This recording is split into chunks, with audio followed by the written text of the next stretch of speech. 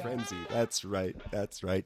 Hello. Hello, legions. And welcome once again to a very special edition of the What You've Been Watching podcast. I am your host, the Let's Go Tiger Sharks, marvelous Mike Dudley. Followed as always by my co-host, cohort, and youngest brother, MD3 Marcus Dudley, checking in on the YOU. What is going on out there in podcast land? We are broadcasting live with an all just technologically advanced spot here at What You've Been Watching Studios #1, the original. I'm living in the future. We're doing big things. Y'all are going to see soon, but our humble Invest in Bitcoin. Our humble beginnings are starting to pay off, so we're taking steps forward. But no, we're broadcasting live from the South Side edition of What You've Been Watching Studios right here in Tallahassee, Florida. You know, the capital state, the old gunshine state. Man, what's going on with you, though, my brother? Just been trying to enjoy the days, man. Went to the Tallahassee Museum recently. Saw a bunch of animals, so that was cool. They got the old school like farmhouse set up with, you know, the old caboose trailer back there. They got dogs, chickens, Bears, rhinos and shit. No rhinos. But yeah, like just basically all the wildlife that you would find in Florida. They have them confined into cages for our, enclosed areas for our educational and viewing pleasure. Yeah, what was they always have a special guest animal. Did they have one there? Or? Yeah, they had cranes, actually. Oh, really? Yeah. Like African ibises and I want to say like Philippine storks or cranes or something like that. Yeah. It's kind of dope, though. Yeah. Elegant creatures. I mean, you know, they're beautiful, you know. Yeah. Not as fuckable as eagles, but, you know. Anyways, on that note, we want to give a shout out to our intro music, Kesta, Always Bright, because it is always bright when we pivot off of animal fuckery. So thank you for that out there, sir. We love the intro music. Keep it coming. Interspecies erotica, fucko. Okay, my bad. Michael had the technical term ready to roll. We also want to give a shout out, just because we're going to plug them every episode. If you're looking for custom-made beats, oh yes, hit up my man, Mr. A1, at a1reality.music@gmail.com. I'm telling you, he's got the flavors waiting for you. As they say in other places, he's got the dope. So, anyways, where else can they find us, though, my brother? They can find us online at facebook.com/Dudley Bros Podcast, or they can write into What You Been Watching Podcast at gmail.com. Yes, sir. And just look on Facebook, look for the lovely banner done by the Middle Duds there. It's very colorful. That's right. You can't miss it. So, yeah, man. Anything else been going on with you, though, my guy? We got a big episode here today. Oh, yeah, we do. Let's just get into it. Yeah, what you been up to? Anything of note? Man, just watching the Eagles free fall, and that's about it. Fly, Eagles. Yeah, it's a cry, Eagles cry kind of weekend. So by the time this comes out, will probably have either are playing for the Super Bowl or have been bounced from the playoffs. So that's about it. So we'll find out, though. I think it's going to be I think they're going to get bounced. So, here nor there. I mean, at least you're an honest fan. Yeah, no, I'm passionate. I don't ever root for them to lose, but I was joking with the You're also realistic. Yeah, I have a good friend of mine. Shout out to my man Mike Wins. If the Cowboys win the NFC East, he gets a small token of appreciation, and if the Eagles win, then I get a small token of appreciation. Okay. Nothing expensive, but just like a little $20 gift. It'd be a pair of cheap bedroom slippers that you find. You know what I mean? Tchotchke, a little token. Yeah. And the rule is like, even if like hypothetically saying, you know, we're both FAMU fans of Florida. Hey man, I'll get you FAMU gear instead. Like the joy comes from him spending his hard-earned money on shit that I know he hates. So I actually, the Cowboys won the division, so I hedged my bets actually much earlier in the season because I was at Ross and they had cheap Cowboy shit there. And I was like, if I got to buy him Cowboy shit, I'm certainly not paying full price for this shit. That's right. So Mikey, it'll be on its way here soon enough if it hasn't reached already, buddy. So on that note, that's enough housekeeping. We got a loaded episode. We talk about the movie the headliner tonight is one that we talk about all the time. We're talking about immortality at its finest. But until we get to that point, my brother, the reason why everyone tunes in for this season 3 jump offery. What you been watching, my brother?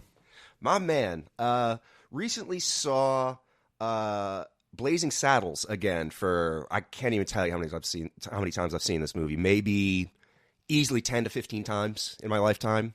and it just gets funnier and funnier and funnier every time. It's an all-timer. I mean, I know there's a lot of un-PC jokes that probably wouldn't fly today, but even within the context of like the racial tone and the sort of the, you know, the insensitive racial humor that they use, it's still kind of pointed. It's still used to make a point. It's still used to make an example or a mockery of, you know, sort of part of American society. And I think it's really effective in that. Like, it's not light-handed in it. You know what I mean? Yeah, no, it definitely doesn't put too fine a point on some of the things it says and does in that movie. But I don't know. This is just my experience. I'm sure some people are pissed off by it. I've never met somebody that watched Blazing Saddles and was like, I'm outraged. Like, I'm sure those people exist. But I'm sorry, in my personal circle, just like I don't know anybody that's watched Tropic Thunder and been like, that movie's terrible, or God, I'm so offended. Like, right. Some of it is kind of in bad taste, but it's still fucking funny. So you're just kind of like, all right, man, whatever. And even then, there's lots of little things within the movie that, even besides all the racially charged stuff, and you know, it's just little things like the cowboys sitting around the campfire and they're all eating beans, and they just start rising up and they have like a concert of fucking farts and burps and shit like that. So I love the line. The first time I ever saw that movie was when we first got cable. Mm-hmm. It was on Comedy Central at like 11 in the morning on like a. I'm sure the censored version. Yeah, it was, but it was still the line where Gene Wilder asks him. So he goes, "You see this hand? Right, steady as a rock." And he goes, "You see this? I shoot with this one," and his hand flutters up from underneath the desk. It's such a good joke. His delivery's so deadpan because it's supposed to be like the stern, earnest cowboy stare down kind of thing, and he just throws it directly to the wind. Gene Wilder is a genius of physical comedy. I love when they first get introduced, like when Black Bart wakes up the Waco kid or the Cisco kid in, like he brought him in for drunkenness the night before. He wakes up and Gene Wilder's rubbing his head and he goes, "Ugh." And Bart walks in, he goes, "Are we alive?" And he takes a look at him and he goes, "That depends. Are we black?" "Well, yes, we are." "Okay, then we're awake, but we're very confused."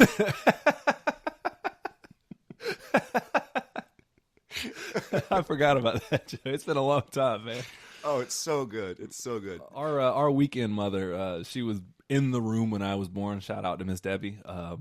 She loves that movie. She would watch it pretty consistently. And Madeline Kahn's great in that movie as what was her name? Oh, she was the same one from Young Frankenstein, Yeah. right? Yeah. Doctor, look at these knockers. Not her, but she she played Frankenstein's fiance. Right. That's right. Yeah, Gene Wilder's love interest in that. Yeah, she was also in Mixed Nut. She's been in a whole bunch of stuff. I mean, like, shout out to Madeline Kahn. Gone too soon. Yeah. That movie kind of, it certainly zooms out and breaks the fourth wall like the entire third act. It's just like, it's like, did we not write an ending or do we just not care? And I don't, either way, I'm fine with it. But I know a lot of people actually like the movie up to that point. I don't want to speak for him, but I think Dad is one of them. Or I think he's like, I love that movie up till the third act. And it gets just way out there and it just kind of, it's like, all right. They're running through Hollywood. And, yeah. I mean, whatever. It's Mel Brooks doing, Mel Brooks stuff. Whatever he wants. Yeah. Why are we doing this? I don't know, because it's funny. I got really high and it came to me. I don't know. He's still sharp, man. The last interview I saw him, he was like 91, and he was still quick with it, man. Yeah, I love watching interviews with him. He's very quick-witted and like has all the best stories from Hollywood that you would never hear from anybody else. And he doesn't give a fuck, so he's just free to tell them. He's a legend. It's like you can't. What are you gonna say to him? You try to cancel Mel Brooks? Like, okay. You're fucking 45 years too late, dude. What are you, Meshuggah?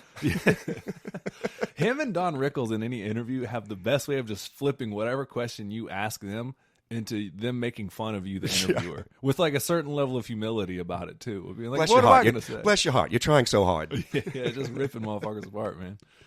So no, I love Blazing Saddles, so I need to sit down and watch it again. Yeah. So, what else you got on it? Or? Let's see. Oh, I'm gonna give Blazing Saddles no stinking badges. My review wouldn't be too far off, so I'm going to roll with that one. It's rare that we give a no for something. Usually it's a quantitative amount, so well done there. So I think that's what you've been watching first. For a positive review to get a nothing. So, well done. See? I'm good at this. I'm getting better. The part-time WBW historian over here. Let's see. After that, I saw... By the way, this new setup, I can adjust now. Man, I know y'all can't see it, but goddamn. We have mic arms finally. And it's like Michael's sitting comfortably on the couch. I'm sitting comfortably over here. I can move around a little bit and bring it to me. So hopefully you don't screw up the sound quality too much and blow people's eardrums out. But it's all right. We'll fix it in post. Yeah. Or not. Fuck you. Or it's not, a free whatever. podcast. Yeah. Which please send your thoughts and your money or support whatever you want. Hit us up at what you've been watching podcast at gmail.com. Hey. Okay. After that, I saw Transformers: Rise of the Beasts. Now I've heard about these Transformer movies started getting good again after Bumblebee. Would you? I have agree? not seen Bumblebee. I will say that I watched the first 3 Transformers movie. Well, and I ended up turning off the third one once they hit the third act because it was 3 hours long, and I just didn't give a crap anymore. Yeah. Like I was like, oh my god, this movie is still going, and I have no idea what's going on. So I turned it off like right when the third act kicked in, and have never seen it since. They're not great. Rise of the Beasts, also not great, but I was at least highly entertained. Were you entertained because you were high? Well, I mean, am I awake? Then yeah. Fair enough. Leave me alone. I live in a womb of reefer. Right. Don't do drugs, kids. Or with moderation. I don't know. Do what you want. Just do the right drugs. Yeah, just be smart out there. No, I saw one, and I enjoyed for what it is. I was like, oh shit, we get a Transformers movie. Like, I'm all on board. You know, it's kind of like Ninja Turtles. I'm gonna watch it. Right. And then I saw 2, and I thought 2 was already like, this has gone on long enough. And then I remember I saw parts of 3 one time because it was on FX or some shit, and I just the problem with those movies zoned out. And then by 4 or 5, I was just done. By the time they brought Mark Wahlberg in, I was like, I'm out. I think we have a Transformer. I think we got a Transformer. The problem with those movies is it just devolves into one big CGI clusterfuck. Yes. And I have no idea what's happening on screen because they all kind of look the same. They all kind of sound the same. They all, like, it's just a big muddled mess of movement. And, I mean, we've talked about this before. Like, if you're filming an action sequence, you need to have, the audience needs to understand blow by blow what's happening. I forget what robot I'm rooting for. Yeah. In the movements, I'm like, oh, was that a good thing that he just got punched? Or right. I can't, because it got to the point they were transforming as they were jumping and diving and I didn't, there was never like true to form, and their colors just kind of became so blended together. It was like, I don't know which robot I'm supposed to be cheering for right now. Like Bumblebee was easy to tell because he was smaller than everybody, but by the time, bright yellow, right? And then by the time they brought in like ancillary characters, I was like, I don't fucking know. Yeah, yeah. Which one is this? Whipjack, Slipjack, Jack Slips? Who is this? Yeah, no, I'm with you. But I heard they're starting to come back a little bit because I know people that I do will like say, the franchise that like the newer take on it. They're like, it's calmed down, it's a little more coherent. I will say, I did like Rise of the Beasts. I think because they limited themselves in terms of the number of Transformers and Terracons that they used. So it wasn't just 80 different robots all fighting. It was a limited, I think it was maybe 10 or 12 of them all together. And even then, some of them show up and then disappear and you never see them again, or like they're just sort of ancillary characters. So they're not really on screen fighting and all that stuff. So I think that really helped it. It was shot a lot better in terms of the fights weren't so muddled and just giant shapes moving and blobs of machinery that are indistinguishable. Like the characters, to their credit, actually all kind of had individualistic looks. Well, at least the good guys did. The villains sort of had that like faceless, robotic feature. But yeah, so it did improve on the things that really bugged me about the original series. So I got to give them credit on that. You still have to be really deep into Transformer lore to sort of understand what's going on and who all these people are. Like, fortunately, I watched it with, Glenn, who knows every character ever made from what series and which episode it was, and Yeah, shout out to Glenn. different variations. Yeah, he's the keeper of stuff like that. Yeah. I remember the cartoon back in the day of Primal Wars or whatever. What was it? Animal Beast Wars. Beast Wars. Yeah. Sorry, Animal Wars. Jeez. Yeah, no, I watched it because it was on Toonami, and it was, I dug it. So, but I also like the 1986 cartoon or whatever. But that was the best one. I mean, the movie's the best one. Yeah, the movie's the best one. But yeah, I watched some of that on Toonami, and I dug it. The Beast Wars or whatever. Mm-hmm. So I kind of wasn't exactly my cup of tea, but you know. Okay, sorry.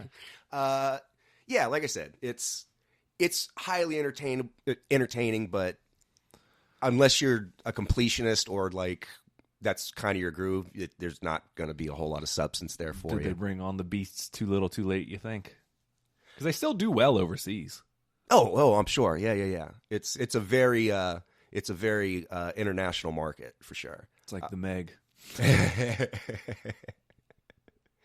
So I'm going to give that 3.5 energons. Fair enough. I like 3.5 doling out too for personal reasons. So yeah, well, cool.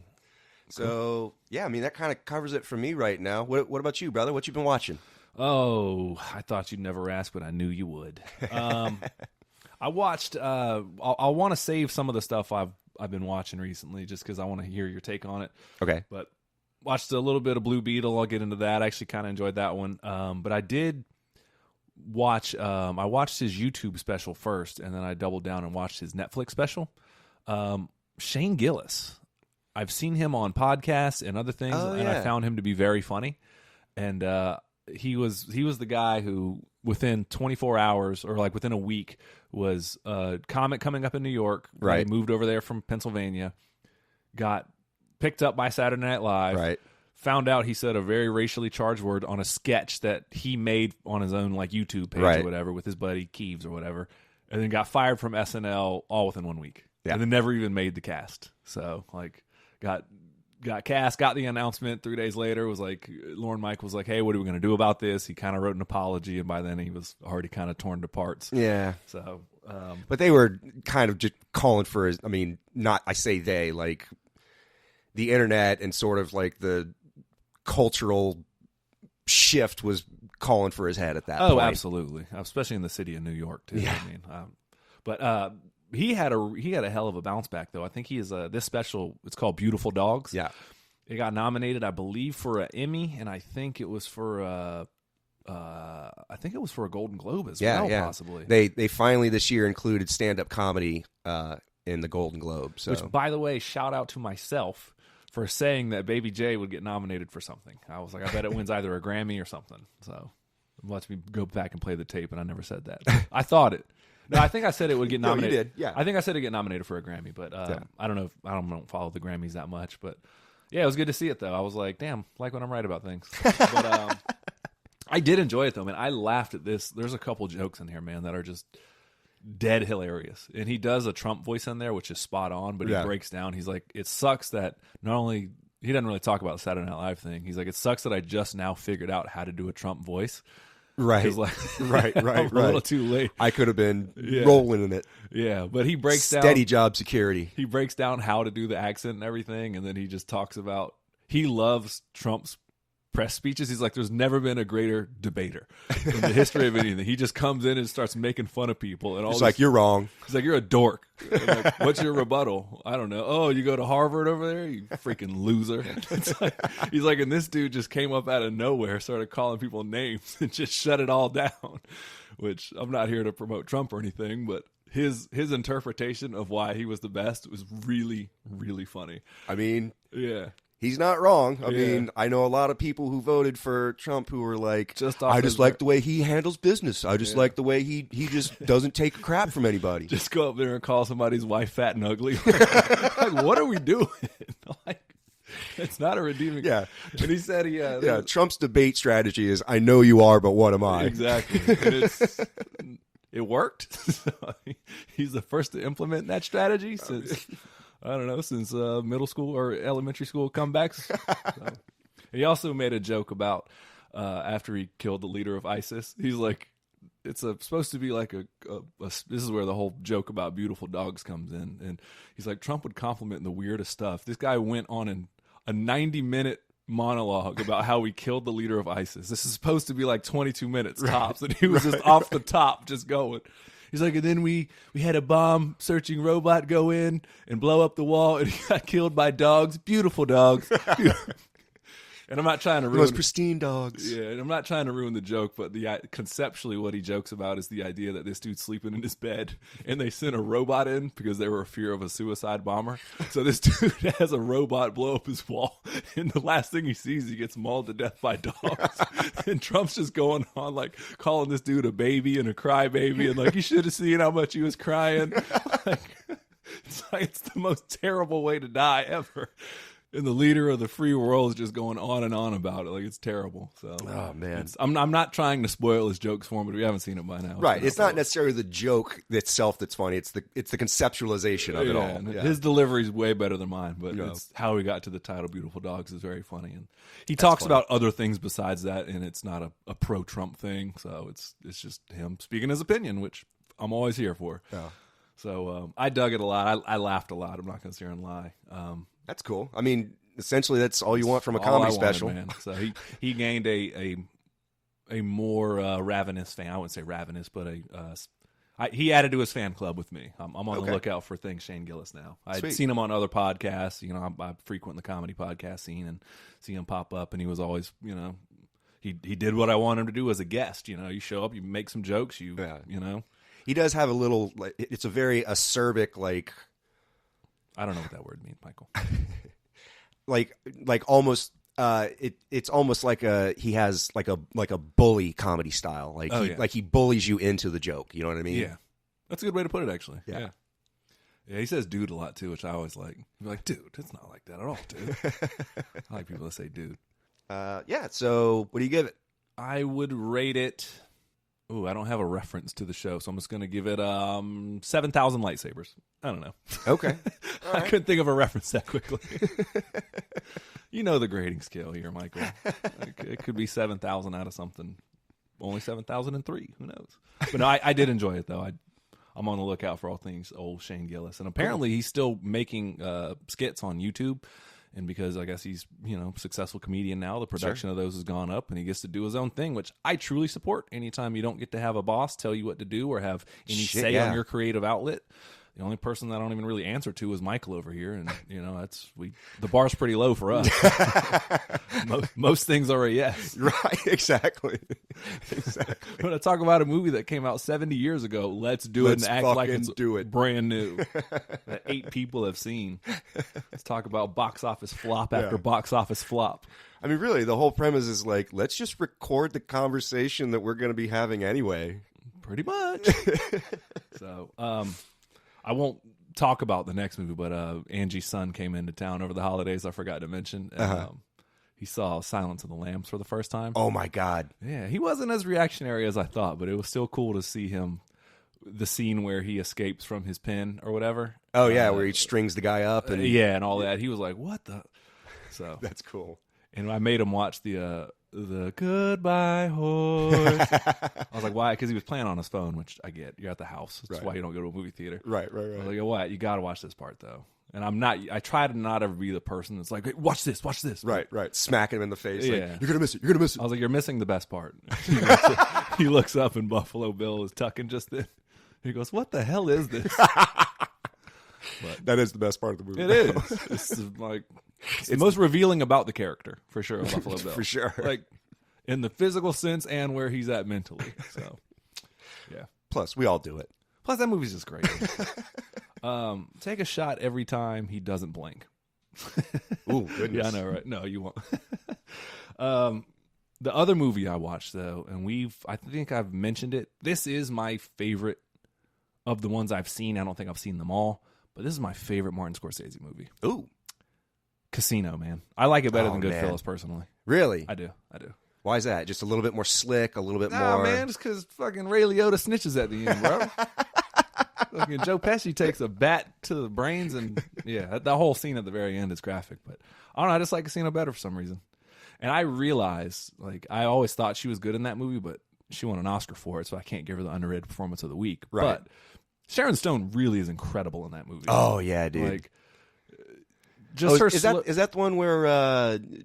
She keeps hooking up with James Woods behind Robert De Niro's back. Yeah, but he accuses Joe Pesci. He's like, "Did you fuck my wife?" No, he finds out pretty quickly, and he's like, "If that's who I think it is, then we're all in a lot of trouble." Okay. And just the whole situation in Las Vegas just becomes unraveled because the bosses back, I'm quoting the movie now. The bosses back home don't go for that kind of shit, right? So, messing with each other's wives and stuff. So, but she's so good in that movie, just the way that you feel for her in a weird way because she is trapped. Because she was promised certain things by Ace, and all he asked was, but she also signed up to a contract that she knew she wasn't going to fulfill. She knew that she wasn't ready to be anything for this guy. Not that, even Ace said that, like, well, I don't love you. He's like, well, the love comes. It comes with respect, as long as we respect each other. Right. So she knew that it was a business move, and he did too. But she just wanted more, and he was retracting more, and... business deal falls apart, right? Yeah. She still has her vices, and she's not willing to let that go. And yeah, she did. Yeah. And she's phenomenal in that movie, though, man. I forget how, like, just beautiful she is, just as just a person. Oh yeah, and just how talented she is, and just how well she works that role, and just to watch her slowly become unraveled to the point where all she wants to do is get the jewelry out of the box. That's it. That's like her whole motivation. She rolls up and trashes his car in front of the cops. And he's like, "Are you not going to do anything about this? You're not going to do anything about this?" It's like, we'll get her for speeding in a minute. In a minute. We'll get her up the block. Don't worry, or whatever. She's obviously hysterical. Let's let her calm down on your car. He goes, they're trying to, a cop escort her through the house when she's on one of her episodes. Yeah. He's like throwing cash at her. "Here, take this." He's like, "I can't, ma'am." "Yes, you can. Please take this." So, yeah. But no, that movie's pretty brilliant. I love the scene where they catch the guys cheating. And they smash the guy's hand with a hammer, and they're like, "Which hand do you deal cards with? Can you deal cards with your left?" Yeah, which hand do you write checks with? You're right. So you're a righty. Yeah, and he nods at him. Bam, bam, bam. Then he just puts the guy's head to the table. He's like, "You see that? We're gonna do that to you next time you and your friend come in here. We're cutting them off." Yeah, he's like, "You see that saw? We are not afraid to use it." Yeah, no, that's a great scene. The guy that has his feet up on the. Oh yeah. Yeah. He's like, when he's actually one of Joe Pesci's goons or whatever. Yeah. He goes over to Robert De Niro's casino and props his feet on the table. He's asking him on the phone. He's like, he's very sorry. Would you let him back in? He's like, if he does anything like that again, he's out for life. No questions. Okay. He hangs up the phone. Joe Pesci, did you tell my friend to go fuck himself? you took your boots off and propped your feet on his table? Did you? He starts walloping with the phone. Just hits him with the phone. Just repeatedly. You motherfucker, you. My favorite line, and Joe Pesci is also, I like him better in this movie because he's just he's a maniac. He's a maniac. Wild man. That dude is a rabid fucking dog. I can't say, I mean, I know we're trying not to swear as much on the podcast, but you can't talk casino and not. Right. But he's like, he goes to Ace's house after the FBI starts to pinch him or whatever. And one of his Ace, Robert De Niro's having a meeting with one of the bankers that Joe Pesci knows. And he's like, I think I want my money. He's asking about why his money's frozen. He's like, right. you know what this is. You're going to have to take a loss. You can't do the things you do and not expect to take a loss. He says, I think I want my money back. And he's like, are you kidding me? What are you going to do? Muscle me? He goes, I'll tell you what I'll do. I'm going to go down to your bank and I'm going to ask for my money back. And then I'll crack your fucking head open. And by the time you're getting out of your coma, I'm going to be getting out of jail, and I'm going to crack your head wide open again. Why? He said, because I'm fucking stupid. I don't give a shit about jail. Which is the most gangster shit to say to somebody. You can't argue with that. Like, dude, I'm that fucking dense. I'll make the same mistake again and not give a fuck. Just like, straight up. Shit, okay. Well, just to straight up say, because I'm stupid. Looks like I owe you some money, sir. Yeah. He's like, what are you going to do? How would you like those denoted? Yeah. And also, he breaks down he's like, and Nicky had who's Joe Pesci's character's name is Nicky, and Robert De Niro's Ace. He said, and Nicky had a foolproof plan out in Vegas. He said, when he hit, he collected. When he didn't, he told the bookies to go fuck themselves. It's simple. It is a foolproof plan. And he says, what are they going to do? Muscle Nicky? Nicky is the muscle. It's just like... Brilliance. Brilliance. Yeah, great movie. I like that one, but the ending is very violent. And yeah, it is. Incredibly violent. Oh, my God. It's not for the squeamish to watch. And, yeah. A lot of the problems of Las Vegas at that time got settled with in the desert. A lot of berries outside of Vegas. He said, "You want to?" What did he say? When I like how they switch back narration as well. How it goes from Robert De Niro, right, Nicky to Ace to and only at one point there's a third narrator. I forget his name, but it's when he asks him to. He's back at home with the bosses in Kansas City, and the bosses ask him, "Do you know if Nicky is sleeping with Ace's wife?" And I forget the character's name. He's the white-haired guy who ends up beating Nicky. He's in a lot of Scorsese's movies. Right. Shout out to you. You're Snap famous, and it's our honest pleasure here at What You've Been Watching to know your face, but not care to Google. Because I didn't think I was going to bring you up in this moment, and I don't want to pause the podcast. So, well, you know who you are. He narrates it. You know who you are. He narrates it for just a moment, and he says, he's like, what was I going to do? I don't want to lie. If I lie to him, now I'm roped up. But if I tell the truth... Them snitching on Nicky. Yeah, right. And he's like, so what do I do? And he lies to the bosses. So, yeah. It's a little trivia question that may come up later. How many people narrate in the movie Casino? That's right. Good idea. So keep it in. Yeah. So I dig that movie a lot, though, man. Sweet. And yeah, there's a graphic scene involving a vice as well, which I'll just omit for the squeamish crowd out there. Yeah. So... Yeah. It is funny that what he says to him. He's like, "You made me do this to you over this effing guy." That's right. He's so mad at him for making him take these most violent and brutal of steps. He's like, "You're trying to cover for this effing guy." Joe Pesci is a fucking animal in that. Yeah. Anyways, he's phenomenal too. So what do you give it? I will give it 77 sevens in a row. 77. Making myself a millionaire in the process. When they asked me what I did with the money, I said I bought my mama a car, and I spent the rest on PCP.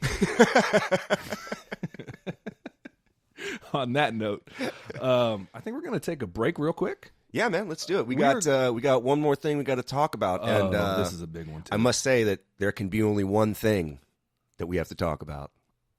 We're going to take a break, but before we go, we want to give a shout out to our sponsor. Brilliance, radiance, composure, hater, immortality, a new fragrance by Ramirez. We'll be right back.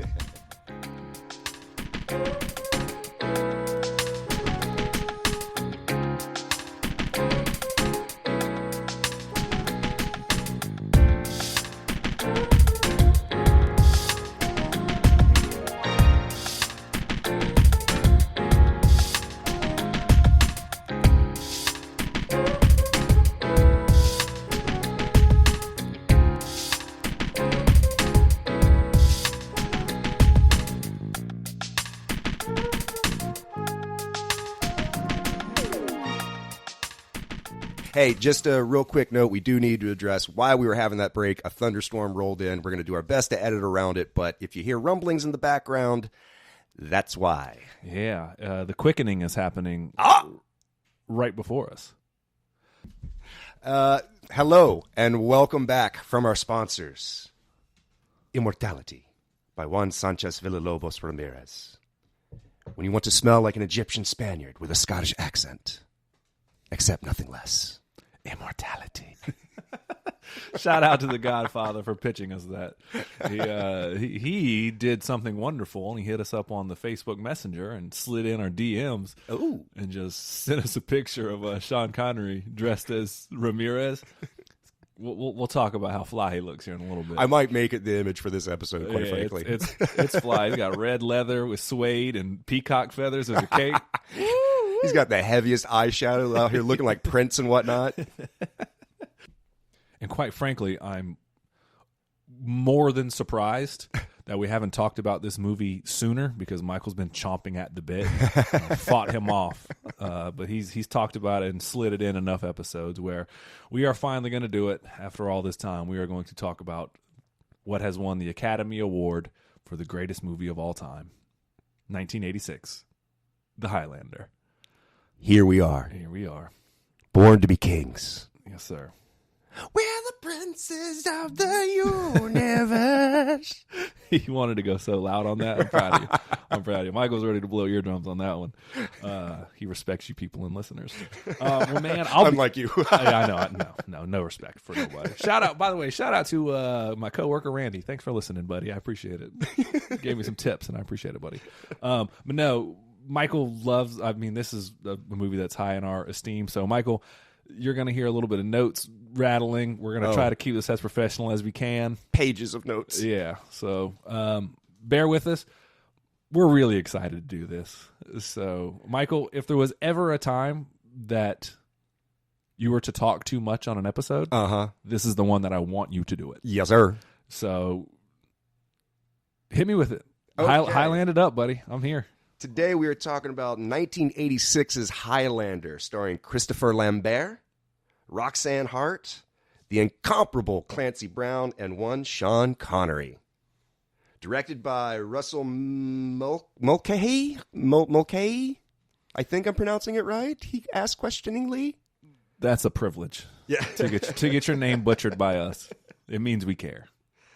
And created by Gregory Wyden, who, interestingly enough, wrote this script when he was an undergraduate in UCLA, and he handed it in to his professor, and the professor was like, you need to get this to an agent, which he did, and turned into a spec script, and it kind of wallowed in production limbo for a while. But what do they call it? Not black. It's a green light. Green light's when you get the money for it and everything. Right. There's a list that's whatever. There's a list that goes around where there's like always these spec scripts that's like, oh, these test really well against all the producers and stuff like that. Oh yeah. I wish. God. So not blacklist, but No. Oh, that's gonna bug the shit out of me. Anyway, if I wasn't talking about there's it, some cinema nerd out there is just screaming into his goddamn absolutely. radio right now. Yeah, write us in at whatyoubeenwatchingpodcast@gmail.com. Hit us up on Facebook. Dear ass faces. Anyways, yeah. Well, good on him for that. Whoever the professor was, for recognizing greatness and not stealing somebody else's shit. Right. Like some anonymous student turned this in. If only I knew. Oh, whoops! Seemed to be fumbling your mail. Yeah, it came out in 1986 and was underwhelmingly appreciated. I want to say, like, it did okay, but essentially the budget for the movie was like $19.5 million, and it made, how much do you think? In box office? Yeah. I'm going to say like 12. Ooh, good guess. 12.8. Damn, I'm so good at box office shit. 12.8, yeah. So not exactly what you would call a success, but it did find sort of a rejuvenation and a cult following with the, as VHS tapes became more available and sort of the widespread of Blockbuster, Hollywood Video, movie, the video rental places. So did really, really well, enough to where they've sort of released various versions of the movie periodically, like once every 5 to 10 years there'll be a new box set of the Highlander, with updated HD or new soundtrack, or not new soundtrack, but like a remastered soundtrack, behind the scenes, various things that were released only in Holland or only in Germany or whatever. And it's done pretty well. It's spawned multiple movies. We'll get into those. Will we? Oh, yes, we will. Yes. Damn, I signed up to talk about Highlander 1, and Michael's had to shoehorn in a bunch of stuff. You can't talk about Highlander 1 without talking about... I think you can. ...the failures of Highlander 2 and sort of where it went from there. I think you can. I just don't think you're willing to. No, I'm not. But it's all good. This is your platform, buddy. If only we had a play. Michael's sat around thinking, if only I had a platform to just talk everything I want to about Highlander. Oh, wait. I do have a platform. You might as well just queue up It's a Kind of Magic, because we're just going to put this shit in. Go ahead.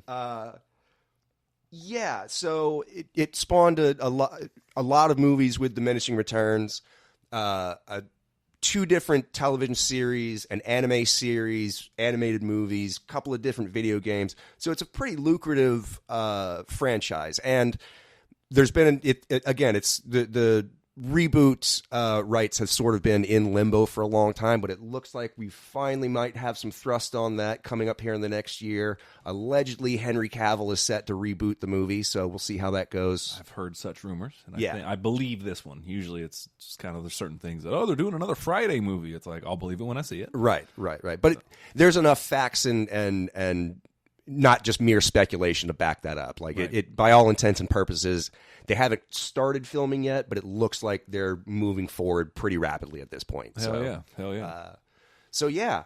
Let's get into it. Basic plot line. Connor MacLeod is an immortal born in the Highlands of Scotland in the 450 years or 500 years ago, something like that. He's an immortal. He cannot die unless you cut off his head. And now he is set to battle in the modern world with the greatest enemy he's ever known. Maybe one of the greatest villains of all time. Quite possibly. Easily one of the best 64. I have the chart over there. I need to He post did it up make on the way. list. Yeah. That's right. Definitively one of the greatest 64 villains of all time. I think he made it to 32, though, which there's been at least like 120 movies ever made. So, Yeah, that probably sounds about right. top 20%. Maybe 125, 130, something like that. Top 20%.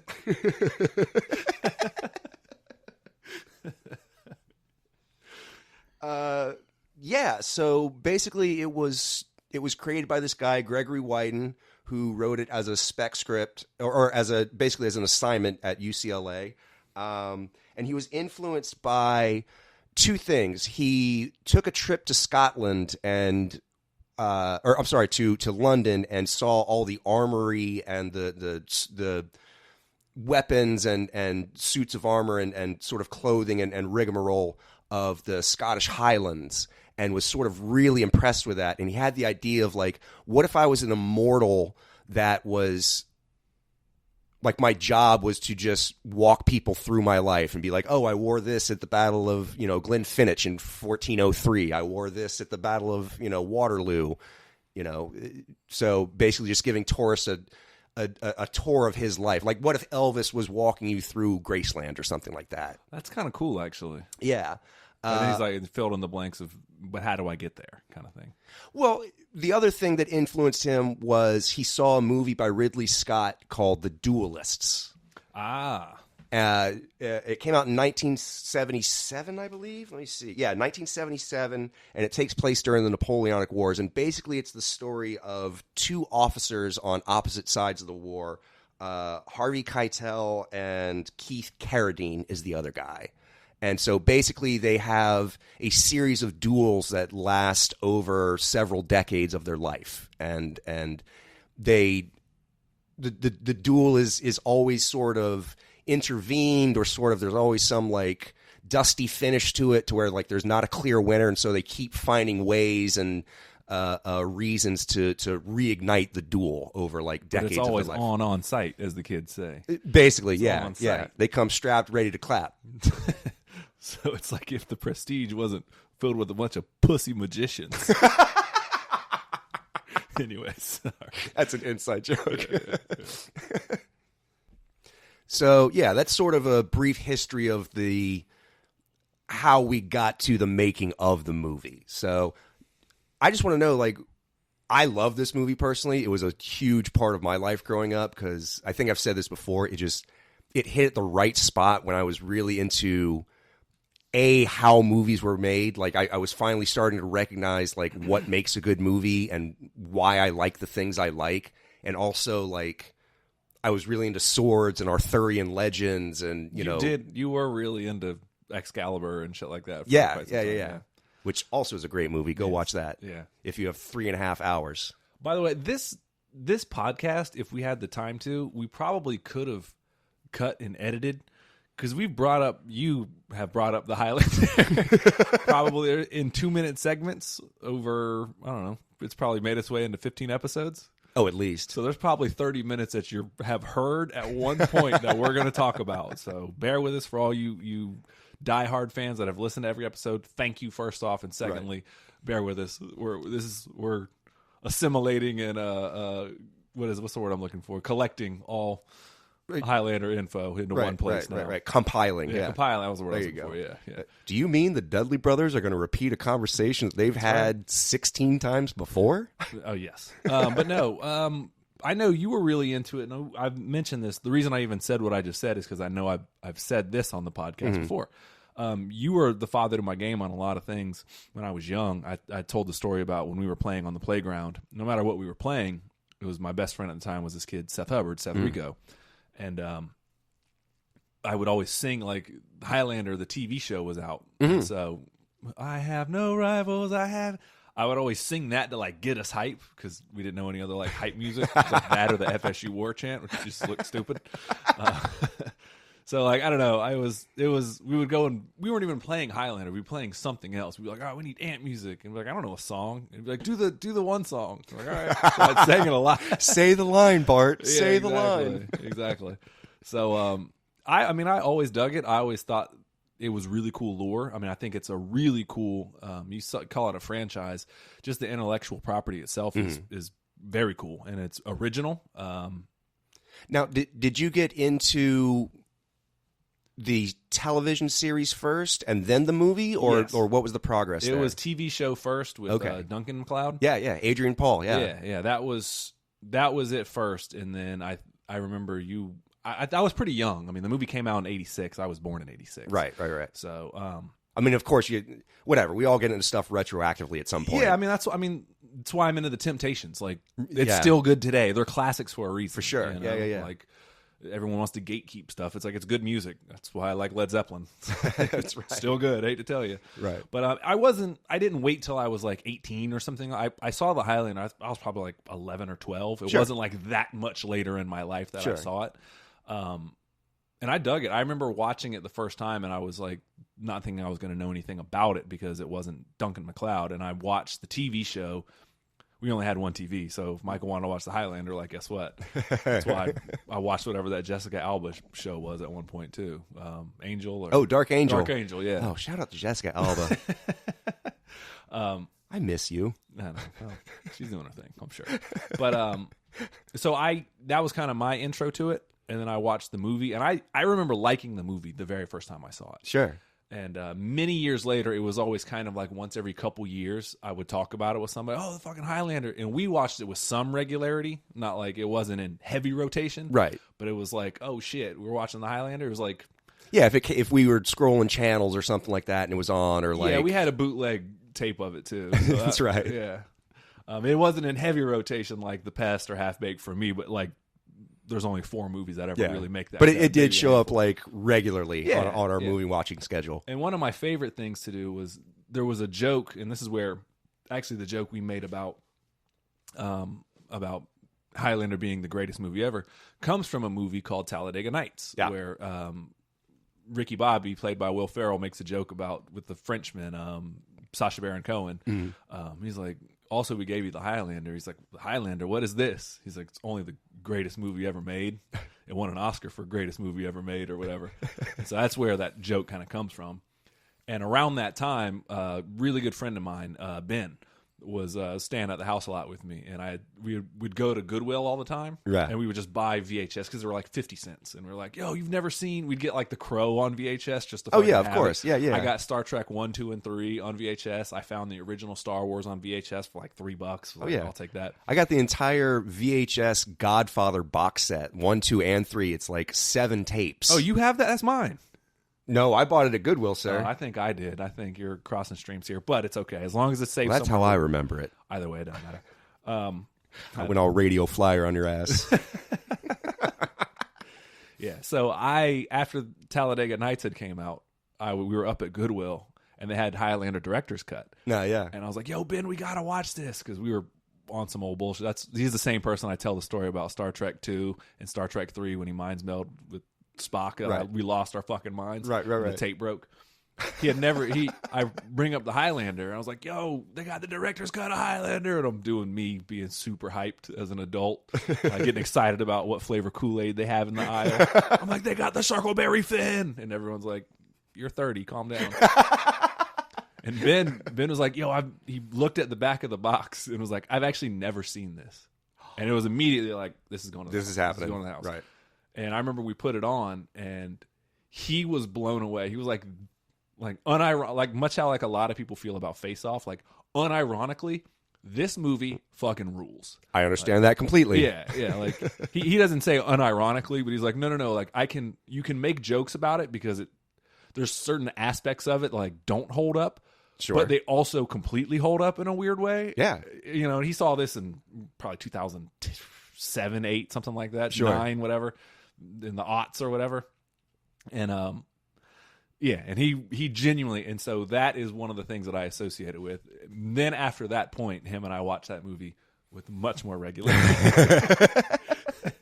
And can we watch that sword and people cutting their heads off movie again? Yeah, dude. He fell in love with that movie. It was like, Oh, fucking yeah, Highlander rules. And Bootsy had claimed he had seen it, but he didn't see it. And so then we sat him down. Shout out to little bro Bootsy. He might have watched it, but I don't ever believe him. So On anything. Yeah, he sat down and watched it, and he fell in love with it. And at the time, I was still drinking, and that's when we came up with Michael and I did it when we watched the movie together recently. Actually, Michael came over and had some for the new year and had some delicious grub with us, and we sat down and watched the Highlander. That's right. And I told him, I said, what we used to do, and I think I've mentioned this on the podcast as well, is we used to take a sip of beer. We started with a shot, but then we realized we were going to die. So you would just do a sip of beer, like not just like kiss it with your lips and like no, but like a normal swig. Like not a deep one, not a chug, just like you're talking with your friends, having a sip of beer. Kind of thing. Yeah, like and just take a sip of beer every time you see sparks. Oh, good Lord! And I think Michael and I, without actually doing the research, it's at the minimum with this movie. At the very minimum, you start off real heavy. You probably get like 2 beers in to the beginning. Within the first 20 minutes. Within the first like 20 minutes, you're like 2 beers in. And then there's pretty much a lull where I think you take a couple sips here and there. Sure. And then by the end, at the bare minimum, you're drinking a sixer. And I would argue much more than that. I'm saying depending on what you call a sip. On the high end, you're drinking 10 to 12. Easy. Yeah. Easy. 12 seems like you would have to be doing pretty aggressive sips, but like, yeah. But I could see like, if somebody did that game and they were a true drinker. Oh, I would say you're killing at least 8 beers. On average, I'd say the average is about 8 beers. Sure. Like normal person taking a sip of beer, you're killing 8 beers. That was the math I did. Every time. Within 2 hours, mind you. Yeah. Because I think the movie tops out at like 111 minutes or something like that. So it's I'm gonna just take your word barely. on that. Yeah. So but that was a game. If you're a drinker and you're still young enough to where you can do shit like that, have at it because it's a fun game to do. It's a lot like here's a bigger challenge: do a shot of heroin every time. As we used to say, this challenge to the extreme. One half of what you've been watching does not always support the other half of what you've been watching. But anyways, moving ahead. So that was the spark drinking game that we used to play back in the day, and we learned. Like I said, we started with a shot, and then like for the first 20 minutes, we're like, "Oh, we're obliterated. There is no way you're doing this." I think we both got like 4 shots in, and we're like, "Oh shit, we haven't even finished the first shot, like the first fight scene yet." Like, okay, yeah. And then right when we stopped, it was like he started swinging it and sparks are going off cars and lights, and we're like, okay, thank God. We got to change the rules here. Yeah, we got to switch, or not this go around of the movie. But let's increase the handicap, as they would say. Yeah. So that's a fun game to play. So, but no, I do dig the movie a lot, though. So I'm a big fan of the Highlander. And again, there's a weird aspect of it, is it's not trying to be, but it's still really campy. It doesn't have that great of CGI even for when it came out. Oh, no. It serves its purpose. It doesn't necessarily take you out of the film, but there's parts of it that don't hold up, but it still somehow holds together like fucking glue. It's like an old reliable Cadillac. You're like, once you pump that gas enough time and it gets running, once you pump that gas enough times and you hear it turn over, you're riding, man. So yeah, exactly. Yeah. There's for all that it lacks, and you can kind of tell where, and I read an interview where Clancy Brown kind of talked about this, how like when he signed on, he thought the script was brilliant. He was trying to make the best movie possible. And then during the whole process, the producers kept cutting corners and, trying to save costs and stuff like that. And so he kind of considers it that like the actors were doing their best to make the best movie, and the producers were doing their best to make a cheap movie. And so there is admittedly a lot of that. Like you can kind of tell where they cut corners, where I wouldn't even call it CGI. I think they actually just hand animated onto like when the quickening happens, like when they finally cut off, when the immortals meet and they cut off one of their heads, and then there's this huge surge of power and like electricity and energy flowing out of their decapitated head and into the other guy. Like it literally looks like they drew on the film, like it's very hand animated. You can see wires when Christopher Lambert, which I don't know. Do we ever explain how it works? Oh no, we never. Yeah, I'm glad you asked. Yeah, because first off, they don't do a great job of explaining it, but like the basic premise of it, you don't have to necessarily get into how the quickening works unless you want to, but just like what is the premise of it? Is ultimately there's a bunch of immortals running around, and so the premise of Highlander is that there are immortals that walk among us. Again, the only way that they can be killed, and they state in the movie, is that they have to be killed by another immortal. They have to have their head cut off. Other than that, they can regenerate. They can survive almost anything. Like I said, anything other than like cuts decapitation, or as shown in the movie, injuries to the neck or throat or head area. So let's see, what else can they do? They can sense other immortals. They get sort of they don't really discuss what it is in the movie. Like in the movie, they just sort of do that long stare off thing, and the camera sort of pans out to sort of show that they're feeling something. In the television series, they sort of explain that it's a feeling of nausea, headache, dizziness. Like you can sort of, they can feel other immortals around them. They may not be able to pinpoint them, right? But it sort of makes it harder for one immortal to sneak up on another one and like cut their head off in the dark of night or something like that. Right. Isn't it also like there's some kind of cosmic draw to one another? Like Yes. So part of, they call it the Quickening, which is basically the game that they play in terms of there can be only one. So at some point, all the immortals feel a draw to in the movie, they say a faraway land. It turns out to be New York City, where they're all going to meet and fight to have one final winner, and he will inherit the prize, which is all power, omniscience, whatever. Like one with nature's spirit. He's like, I know everything. Right. I am everything. I can feel everything at once. As they expand on it in the television series to where it's sort of, you can influence the mind of others. You can sort of feel emotions of others. You can, but also part of the prize is that you can finally age. You become mortal, and you can have children, which is one thing that immortals can't do. Oh, damn! I didn't know that. Yeah. That's the other thing I was going to say in this movie is they don't really explain any of that. And I know they touch on it. They don't do a good enough. I know that the lore gets deeper in the TV show because they had more time to explain it. Sure. Like I also understand that like in the TV show and other movies, the more immortals that you have killed as an immortal, like the more powerful you are. Right. So if you have like 13,000 killed and the other person has like 500, then you are like faster, more powerful, stronger, better. Yeah, right. Yeah, like, exactly. Yeah. And also like within the television series, they also expand on you. Once you cut off another immortal's head, you also not only absorb their power, like their strength, but you also tend to receive their memories, their knowledge, and parts of their personality. So if somebody spent 500 years learning how to make clay pottery, now all of a sudden you're a whiz at making clay pottery. Yeah, so, they definitely don't talk about that in the movie. No. They don't really even talk. They mention the gift, and they're like, it's the gift, and it's the quickening, and then I'm in tune with the animals and the birds. Basically, Ramirez just tells Connor that you absorb their strength and power. Yeah. So, and that's the only line that they mention about what you actually receive once you cut off another immortal's head. Yeah. Which we'll talk about Ramirez, but we can just get into it. Yeah. Let's go. I mean, yeah. Haggis, what is this? Yeah. Sounds revolting. Sean, there's I'm not trying. I want to give credit because we've made the joke on here a bunch.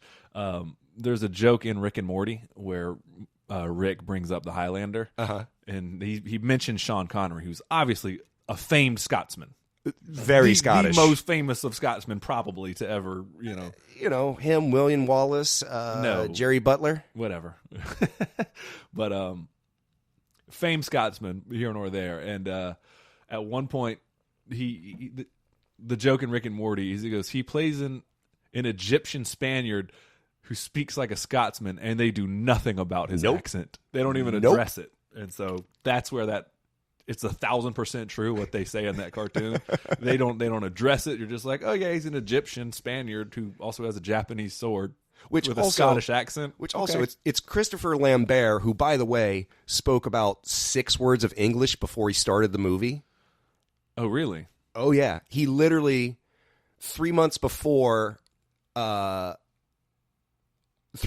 started filming, he went to go work on his sword work and his Scottish accent, and that was it. And, like, so they have I think he's Belgian or French or something like that. His stories, I remember you read it at one point. Like he was born in New York, but he lived in, like, they moved to Belgium or France when he was like 6 months old, and then he grew up there, spoke no English whatsoever, and the director literally saw a picture of him in a French film. I think it was Greystoke, The Legend of Tarzan, Lord of the Apes.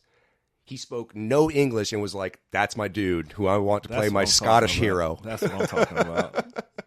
Don't let anybody deter your dream, man. Goddamn right. No, not once.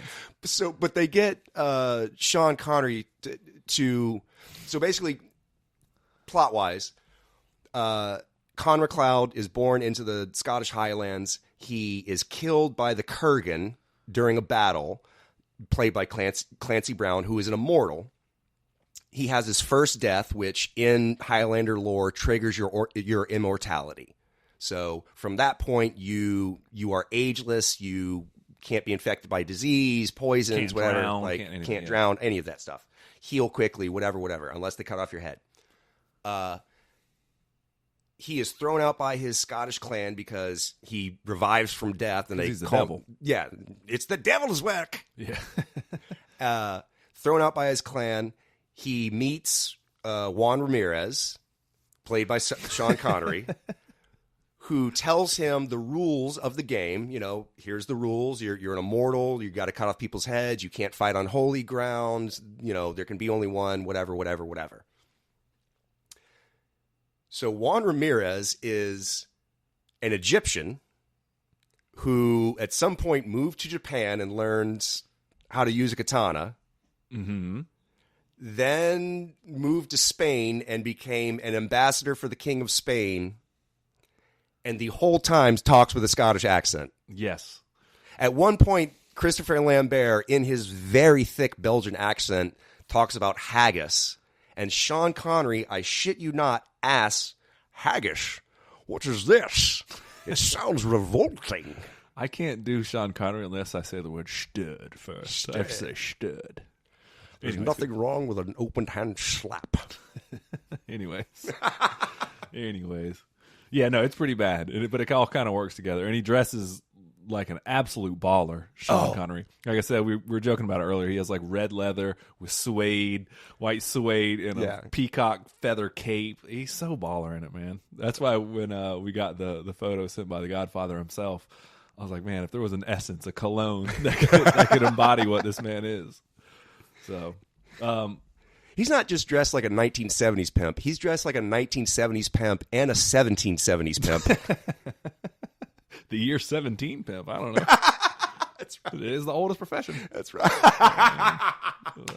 Anyways, yeah, his fashion statement is baller, to say the least.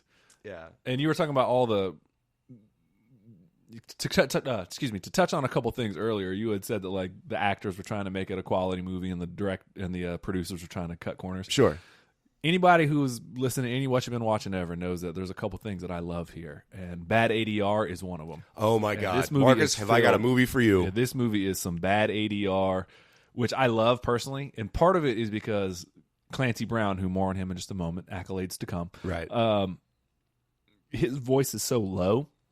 And he's like, "Go, woman, Highlander." Blah, blah, blah. It just grumbles his way through it. That you just ADR over him making noises, guttural noises, and he does quite often. Same thing with Christopher Lambert. You can tell that he didn't enunciate the English properly, and so he'll be saying it one way, and then like in the ADR, it's more clear.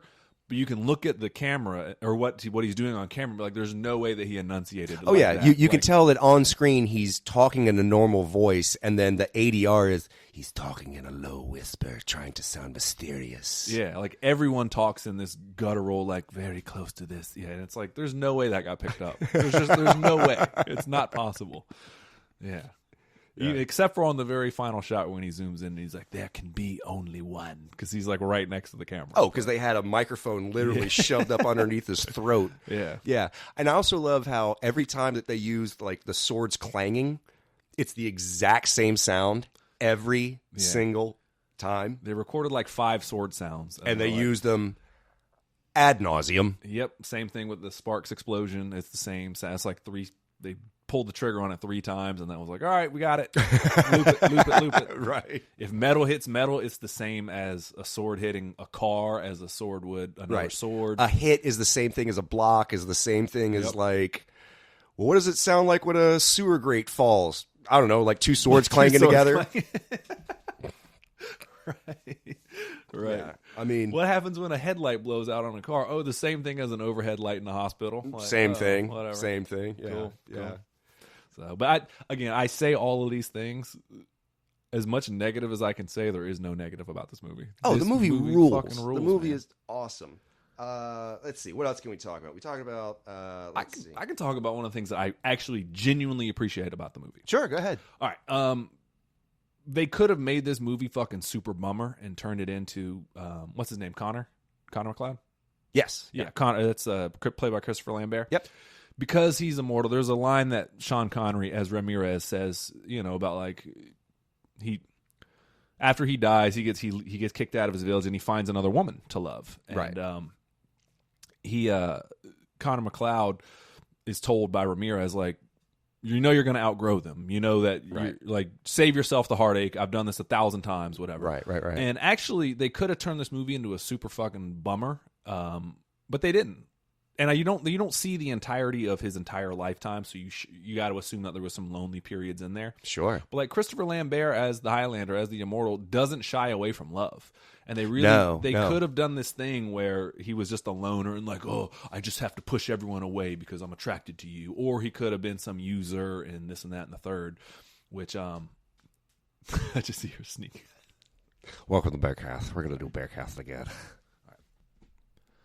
But they do a good job of, I know it's kind of a cliche thing, but the whole idea of like, better to have loved than lost than to never have loved at all. Right. Situation. Yeah, you're not wrong in that. And one of the things I thought about, like Connor sort of has like a joie de vivre. Like he really does have a love of life. Like he's into art, he's into antiques, he's into like he didn't cut off humanity like Clancy Brown's Kurgan did. Like the Kurgan, his main focus is the prize and becoming the one. And so people are transactional to him.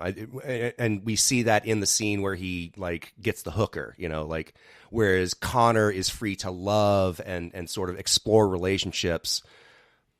To the Kurgan, women are they're inconsequential. They're just objects to be used, thrown away, whatever. Yeah. Like, I mean, with what he does to Connor's, wife, Heather, when he first meets Ramirez and takes his head, Right. I like the fact that they lean into that. And he could have been a fucking kind of annoying character. It was like, I can't. And he doesn't come across like a playboy either. No. He does kind of have that debonair, like, who is this guy? Sure. He does the one thing that I hate that the show True Blood does, which I've made a joke about. Uh-huh. If you've been alive that long and you still broke, right, exactly. Go walk in the sun. Yeah, he at least had a plan. Yeah. And like he has, he's an auctioneer and a antique dealer. Yeah.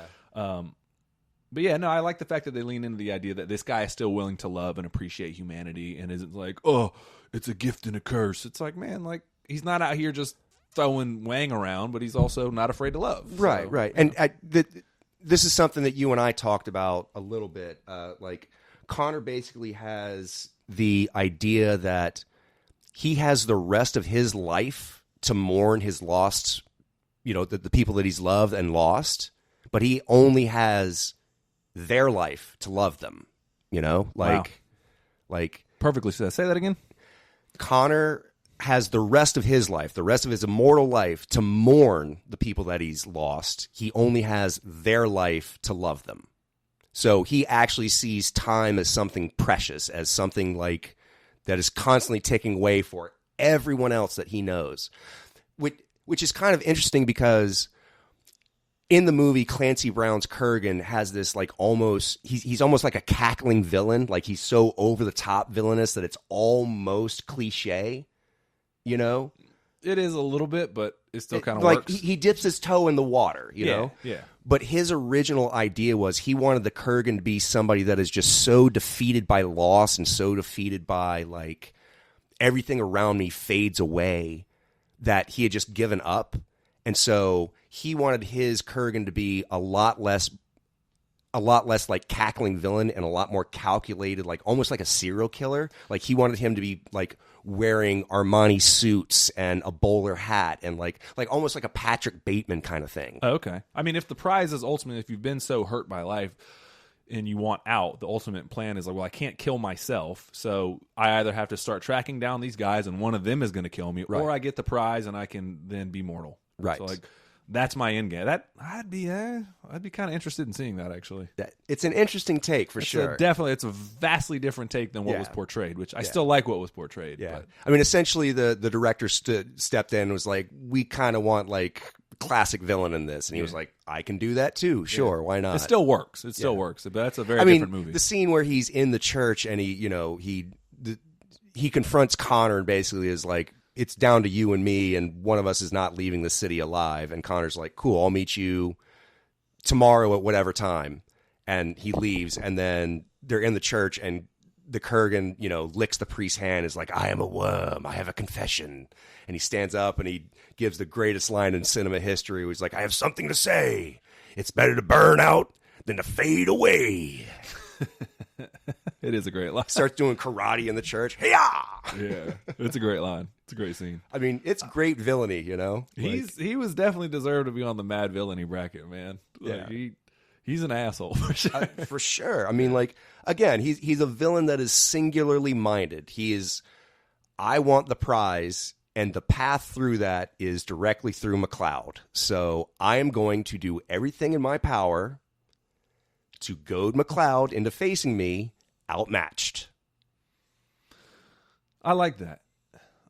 It also, one of the things that he does is, and maybe he somewhat in a weird way, you would think that the small things of life, like when you see so much in terms of like, I was around when the car was invented, and like everyone here drives like, and he's like, we're sitting in this modern, that's why he drives like a maniac. He's like, I love life more than all of you in a weird way. Well, and he could have played it as burned out and like, oh, it's all so boring and da-da-da-da-da, but part of it is just he leaning into the little bit of the cliche. Oh yeah, because he kidnaps the old lady and like, but he's also puts her in the car and is like, ma.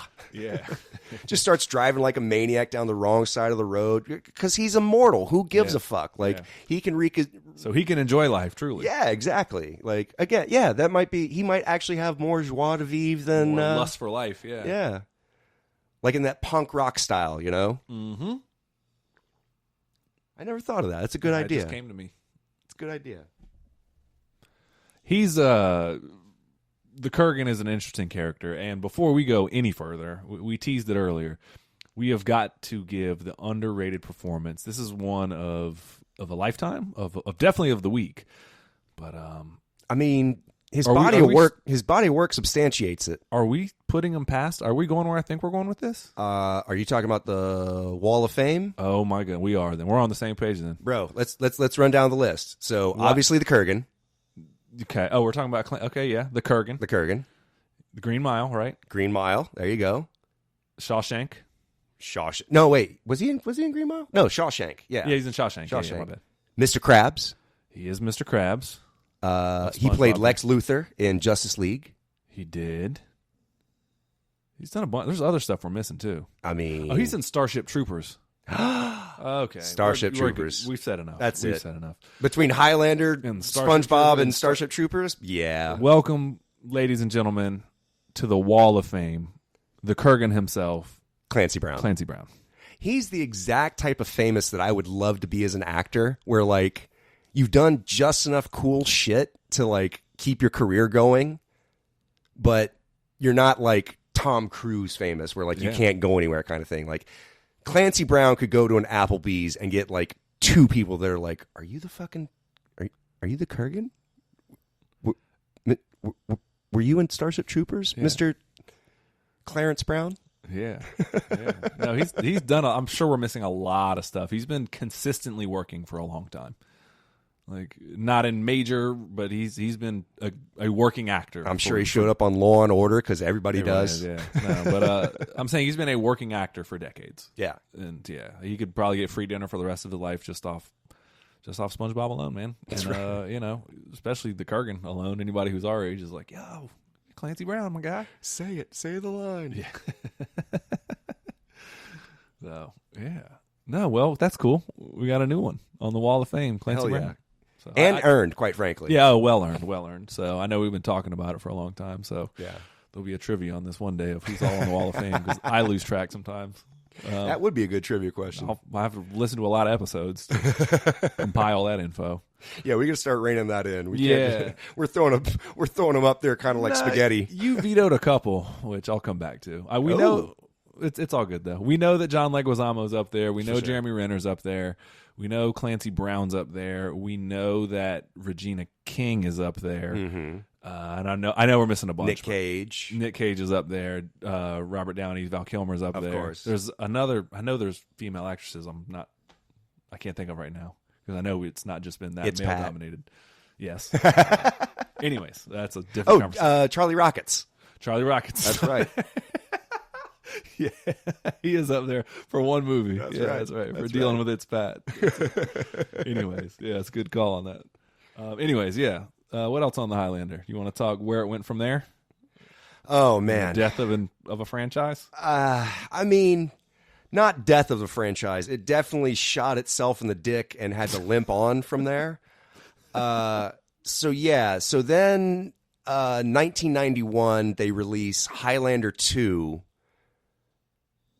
which is not a great movie. I literally have seen that maybe one time and it ruined it for me. So basically the premise is we find out the backstory of the Immortals is that they're from a planet called Zeist, and they were a bunch of rebels who were punished by being sent to Earth through various times throughout various times in Earth's history. And the prize is not only mortality, but also the chance to return to Zeist and be forgiven of your crimes. It's a horrible movie. It sounds terrible. It was not great. They bring back Sean Connery through magic. They also throw in the idea that the Earth has been polluted by a solar flare, and so there's a electromagnetic field around the Earth protecting it. It's not great. It's on the list, and I've never seen it, but when you Google, like, oh, what are some of the worst sequels of all time? It's on a lot of lists. Well, because it completely just throws all of the Highlander lore out the window for no reason. Is it? Yeah, kind of. A We little don't bit. respect a little you as bit. an audience. Yeah, no, they don't. They don't at all. And so, to their credit, the director who had creative control taken away from him like midway through the movie, eventually used the footage to cut a director's cut where he removes all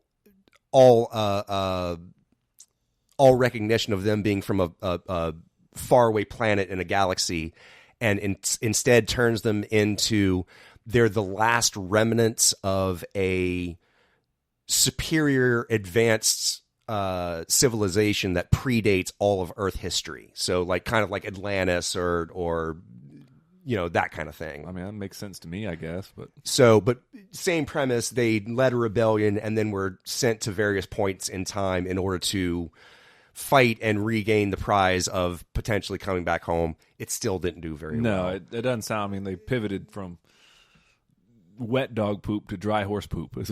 Yeah, it's a little easier to clean up, but still but poop. Yeah, it's not great. And then they eventually follow that up with Highlander 3, also known as Highlander Sorcerer or Highlander The Final Dimension, which it turns out that they basically treat that as a direct sequel of the original movie, completely disavowing the second movie, where we find out that there is there's a handful of final immortals that have been trapped in a cave for centuries, since like the Bronze Age or whatever, and one of them is an actual like sorcerer. Oh, snap. So played by Mario Van Peebles.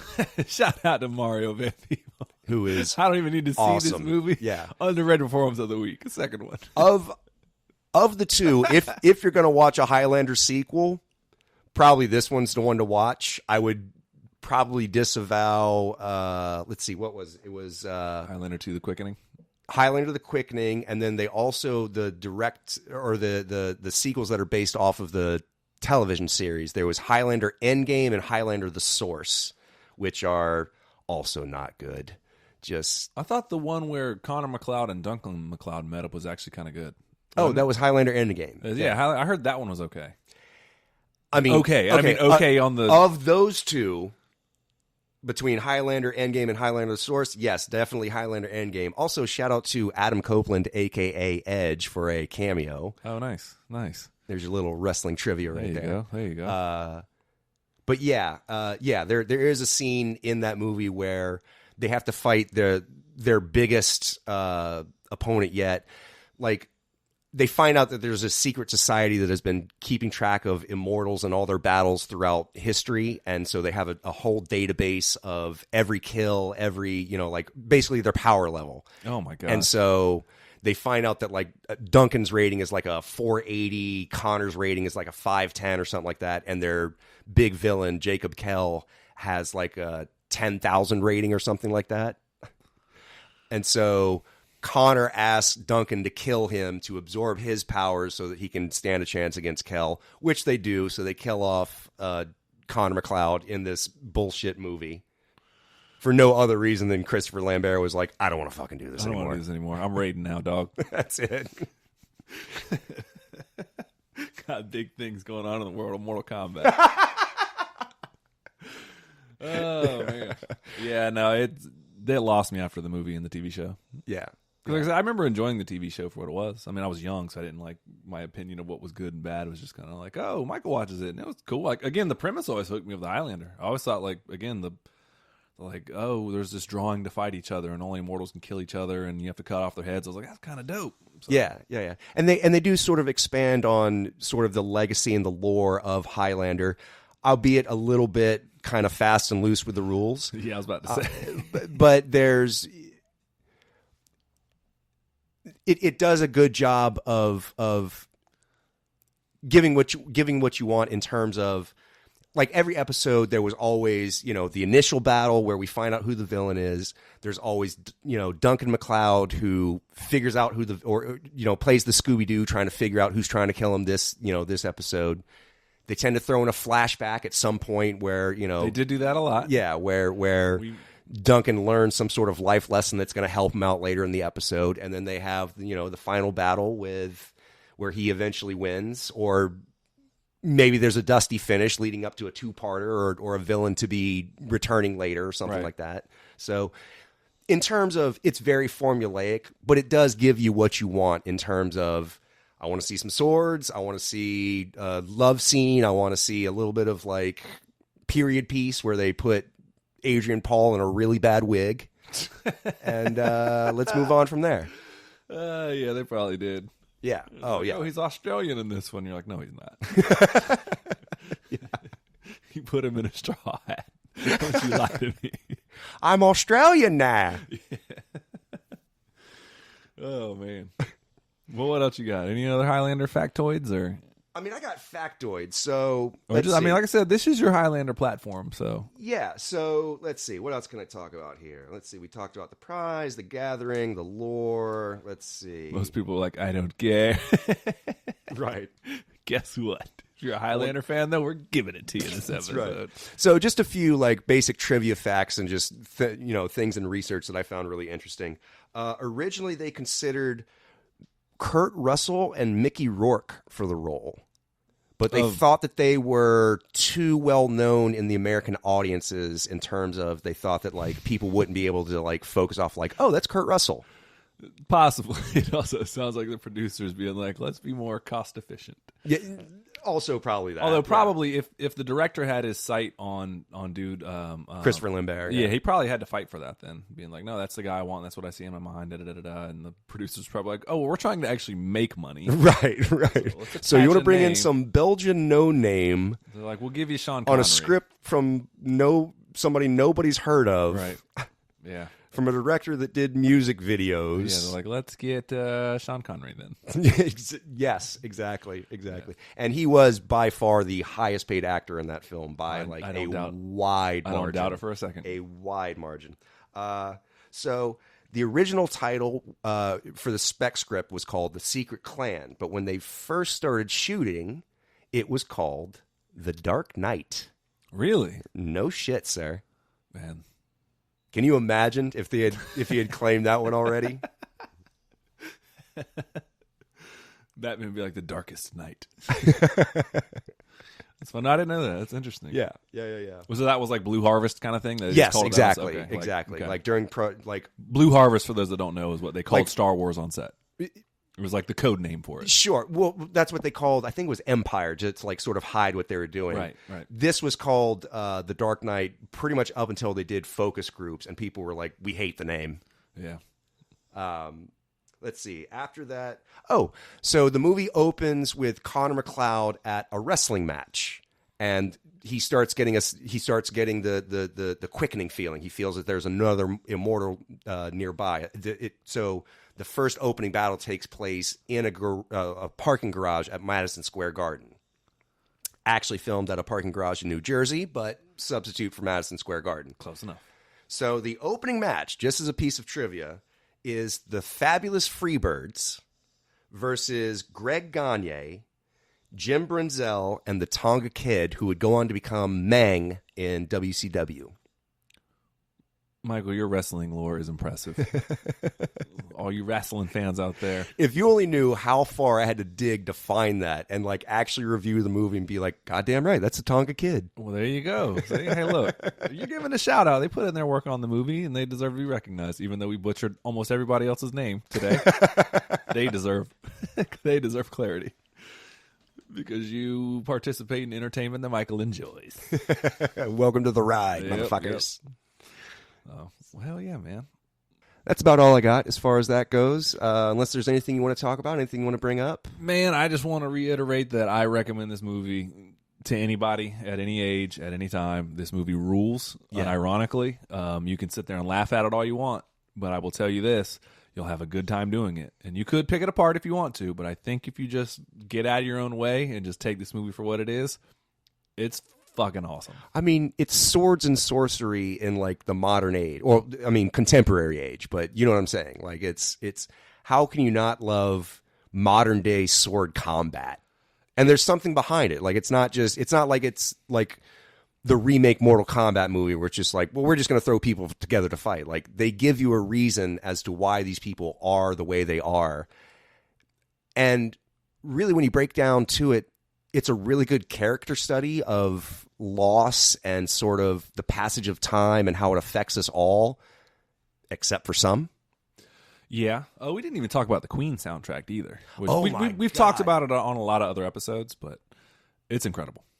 Yeah, they actually never released the Highlander as a soundtrack, but Queen did release "It's a Kind of Magic," which is a remastering of all the songs featured in the soundtrack or in the movie.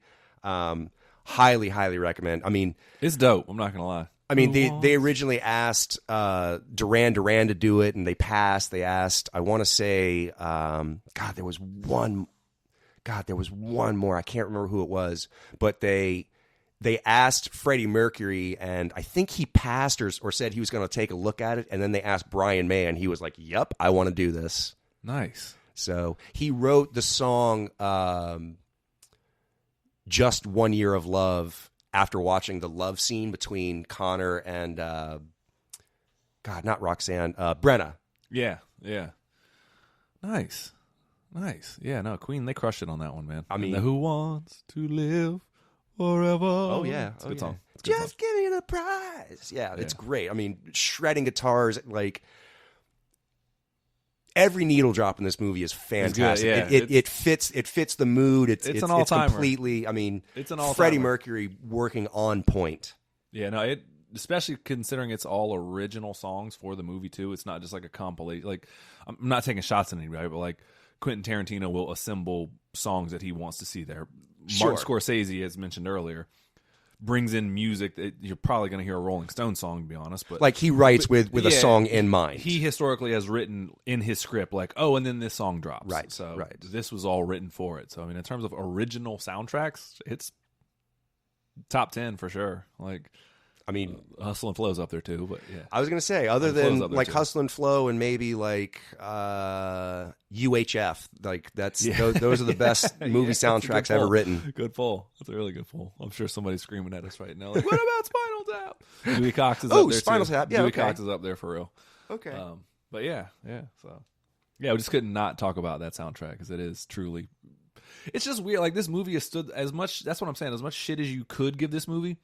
When you see any talks about Immortal or anything like that, it's like it comes to your mind. You're like, oh, so it's Highlander rules, Right? It's like right, it's a pop culture staple, whether Yeah. you know it or not. You're like, oh, so it's like the Highlander, Right, it's right. Your way of explaining things. It's such in the pop culture zeitgeist that like that is the point of reference. yeah. So it's you could pick it apart, but it's original, man, and I'm all about original things stand the test of time. Like as campy as it is, and there are really really campy parts. They swing for the fences, and it just has an ambiance of just cool and kind of dark and gothic, but also like it has a really heartfelt message of like love and redemption and sort of like triumph over good over evil. So there's a lot there. Yeah, they don't hit every mark, but they at least hit the target. Yeah, for sure. It's better than the sum of all its parts. Yes, that's a good way of putting it, for sure. Yeah. Which sounds like a horrible review for an awesome movie. No, but it is what it is, though. I mean, Yeah. the parts aren't like individually, nothing's bad, but it's just like it stood the test of time of being like that could have easily been just a straight mediocre movie that went, oh, that was a flop. yeah, and just you never got heard shit about it canned. again. Yeah, exactly. So, but yeah, that's all I got on the Highlanders. I appreciate you putting me on for that one much sure, early in for my sure. life. What do you give? So what would you rate it? What would you rate Highlander? Oh man. I don't know on this one. Go ahead. I'm trying to think of a good rating, a high rating. Oh, I will give it 8 safety pins in the neck. Ooh, very nice. I think there's 8. I'm Very counting nice. in my Very mind. nice. But it's a really good rating. Well, if I had to give this a review, I would say there can be only one. Well done, sir. Well done. All right. Well, on that note, MD3 signing out. And Marvelous Mike Dudley saying, go watch a movie. And talk about it with someone you love. I am the master of my destiny.